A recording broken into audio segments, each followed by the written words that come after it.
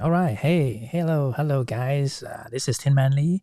Um, just thought I would do a quick live here today. I was editing some videos earlier, so I thought, with the light and the webcam here, anyways, so I'll just do a quick tutorial. Well, not really tutorial, but just showing a few photos and talk a little bit about birds in flight.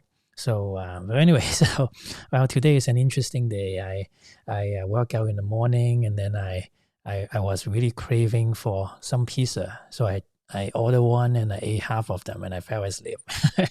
Anyways, so you guys saw my post yesterday about the gear list, and I received quite a lot of emails from you guys who actually had went to the page tinmanly.com/gear and then check out some of the stuff that I like to use. Oh, I forgot to hold on one second.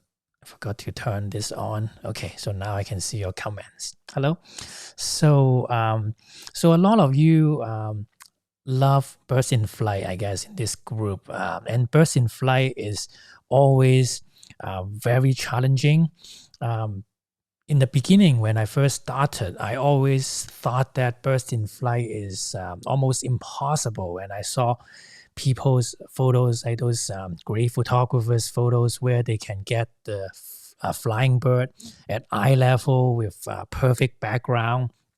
And I was thinking, like, how can that be possible, right? Birds fly high in the sky. And when I was driving on the freeway, I can see sometimes red-tailed hawks on the telephone pole, or some of them riding the thermal, right? I mean, they are flying up high in the sky, and all I could do was just shoot up, and then I can get the bottom part of their body, and that's it.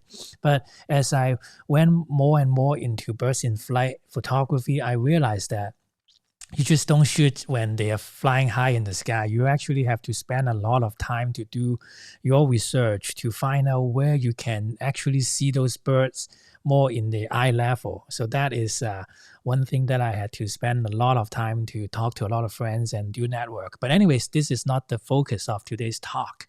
Today's talk, I'm going to talk about the one thing that was what I consider as one of the most challenging thing for birds in flight, and that's what I have been obsessing over the years, which was first of all, it is of course it's owls in flight, but one post that I always strive to get is, guess what? Anybody can see that? Well, not the incoming one. Incoming one definitely is very challenging, but there's also another one that I really love to capture, which is the head turn.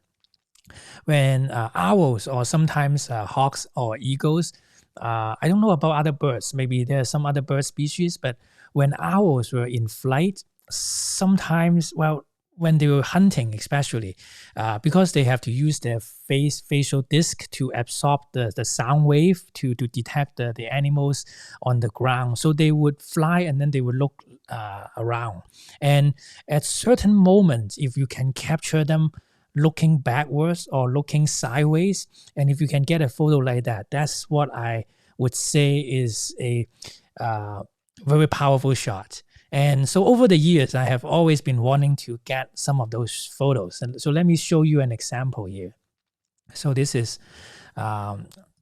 short-eared owl, and look at that. So the owl is flying towards the right-hand side, right? But is looking on the left, right? So whenever you can get a photo like that, it always trigger people's emotion. It's like, what is going on the left-hand side, right? Because when as Da Vinci also said, gestures really tells the emotion. I forgot where it was written. I think it was written in his book by Walter Isaacson, which the link is in tinmanly.com/gear if you want to buy it. But also in Annotated Mona Lisa, that book also talk about that.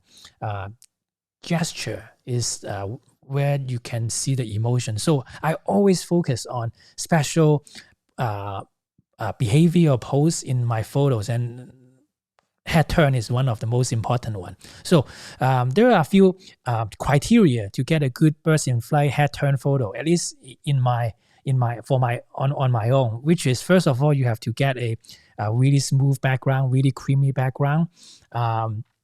Hopefully not the sky background. I don't know if you guys have seen some of my previous Facebook Live talking about that. So you may say that that's impossible. Birds fly in the sky, right? Well, that's the challenge of us as a photographer, is to get something that is non-sky, because a sky is always kind of like either white and blue, and it's so bright that will get away the attention from people, helping people to look into the bird, right? So I would look for something that is non-sky. So that's the one thing. Second thing is that hopefully you are not shooting up, like more kind of like eye level in that. So like this one here, right? The light is decent, and then the owl is flying to the one side and getting back in the other side. So three things, right? One, a nice background. Two, kind of eye level. Third is the head turn, right? So let me show you another example here. So that one that I just showed you is a short-eared owl. So and then I'm going to talk about some technical stuff in a second. So this is one that I think, so this one is the sky background, and I really don't like the sky background. That's why I turn it into a black and white. So again, this barn owl is flying and then was looking on the other side, right? So always fly to one side, look at the other side is something that I always hope to get, right? Okay, so if you guys have any questions, definitely type in the comment box, and I'll try to answer, by the way. So this is a barn owl, right? And let me show you this one. So this one, the background is very interesting. I was trying to look for some darker background there.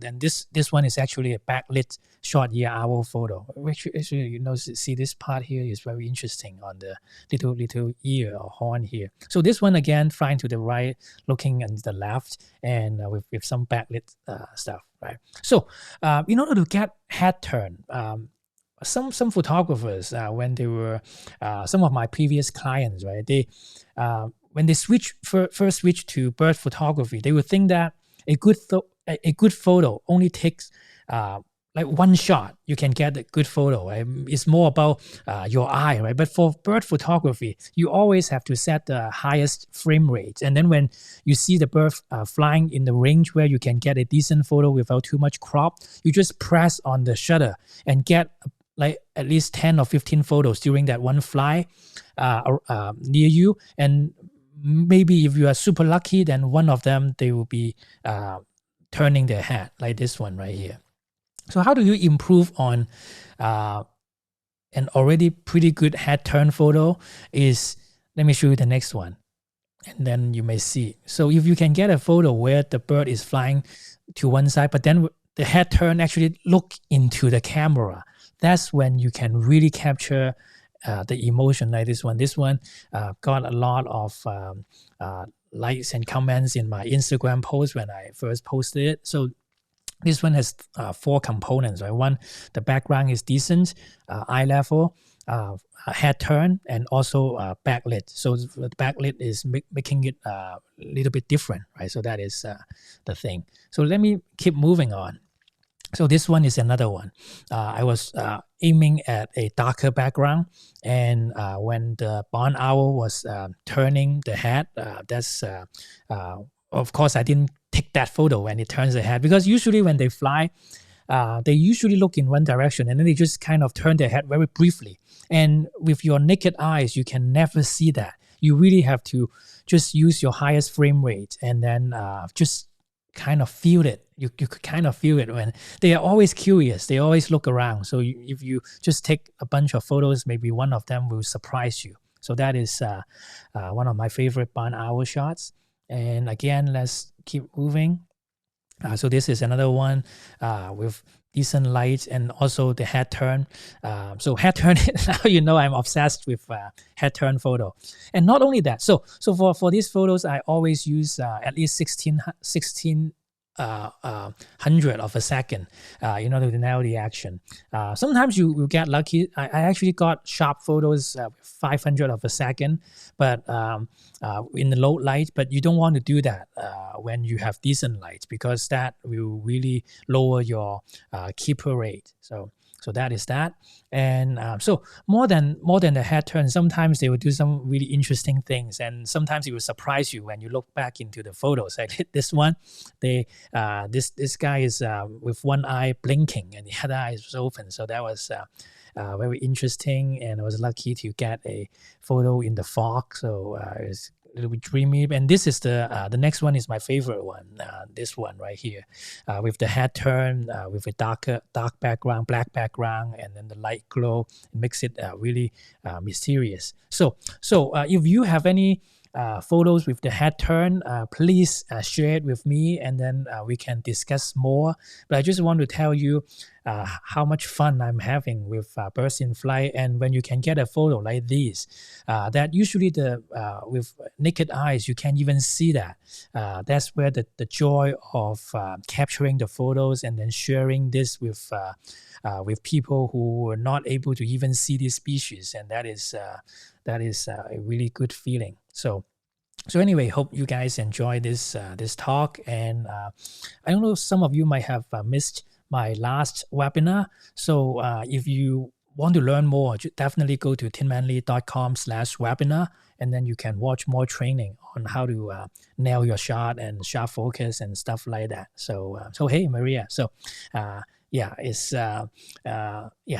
for coming. So yeah, hope you enjoyed it, and I'll see you again in the next few days. Okay, all right, have a good night.